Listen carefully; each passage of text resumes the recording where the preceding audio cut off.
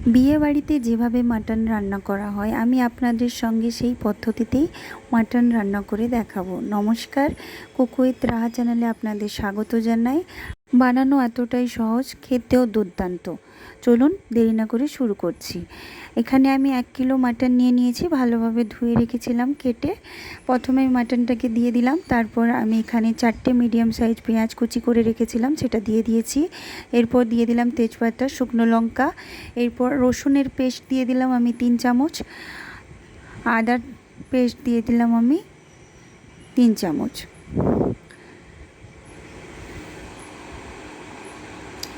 লবণ দিয়ে দিলাম স্বাদ মতো।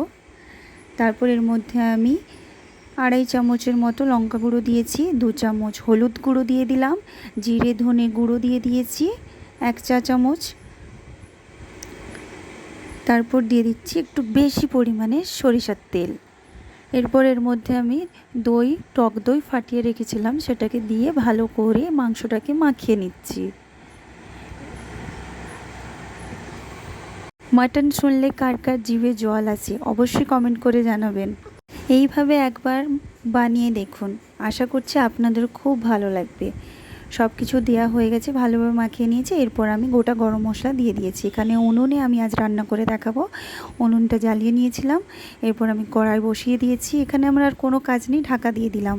আমি একবার করে খুলে শুধু দেখবো যে মাটনটা কতটা সেদ্ধ হচ্ছে। দেখতেই পাচ্ছেন কতটা জল ছেড়েছে।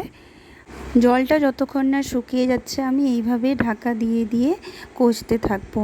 মাংসটা দেখবেন যত কষতে থাকবেন জলটা শুকিয়ে গিয়ে তেলটা একদম ছেড়ে বাইরের দিকে বেরিয়ে চলে আসবে মাংস থেকে।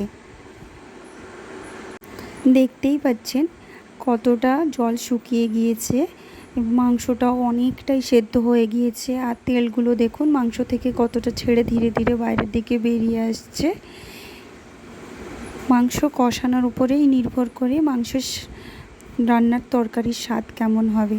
যতটা আপনি কষাতে পারবেন, মশলাটা যত ভালোভাবে কষবে, ততই মাংসের মধ্যে স্বাদ আরও বেশি ভালো হবে। আপনাদের মধ্যে কেউ যদি আমার চ্যানেলে নতুন হয়ে থাকেন তাহলে অবশ্যই আমার চ্যানেলটি সাবস্ক্রাইব করে দেবেন। আমার চ্যানেলে আরও অনেক ভিডিও আছে, চাইলে আপনারা দেখে নিতে পারেন। আপনাদের সুবিধার জন্য আমি আমার বেশিরভাগ ভিডিওতে বাড়ির উপকরণ দিয়েই রান্নাগুলো করে থাকি, যাতে আপনাদের বুঝতে সুবিধে হয়। এখানে মাংসটা ভালোভাবে কষানো হয়ে যাওয়ার পর আমি এখানে হালকা গরম জল দিয়ে দিয়েছি, যাতে মাংসটা আরেকটু সেদ্ধ হয়ে যায়। দেখতেই পাচ্ছেন এমনিতেই মাংসটা কষানোর পরে কতটা সুন্দর কালার চলে এসেছে। এরপর আমি এর মধ্যে গরম মশলা গুঁড়ো দিয়ে দিয়েছি। মাংসটা ভালোভাবে ফুটতে শুরু করে দিয়েছে। এইভাবেই আমি ঢেকে দেব, ঢেকে মাংসটাকে সেদ্ধ করে নিচ্ছি, জলটা শুকিয়ে যাবে। মাংসটা ভালোভাবে সেদ্ধ হয়ে গিয়েছে, জল প্রায় শুকিয়ে গিয়েছে। দেখুন একদম মাংসের কালারটা দেখুন, দেখেই জিভে জল চলে আসবে, এতটাই ভালো কালার হয়েছে। আর খেতে তো দুর্দান্ত স্বাদে রয়েছে। যদি আপনাদের আমার ভিডিও ভালো লাগে থাকে তাহলে আমার চ্যানেলটি সাবস্ক্রাইব করে দেবেন। আর কেমন লাগলো আপনাদের অবশ্যই কমেন্টে জানাবেন, লাইক শেয়ার করতে ভুলবেন না। আমি চাই আপনারাও একবার বাড়িতে এইভাবে বানিয়ে দেখুন, আর অবশ্যই জানাবেন আপনাদের কেমন লেগেছে। এতক্ষণ আমার রেসিপি দেখার জন্য ধন্যবাদ। আবার দেখা হবে নতুন রেসিপি নিয়ে। ভালো থাকবেন, সুস্থ থাকবেন, আর এইভাবেই আমার সঙ্গে পাশে থাকবেন।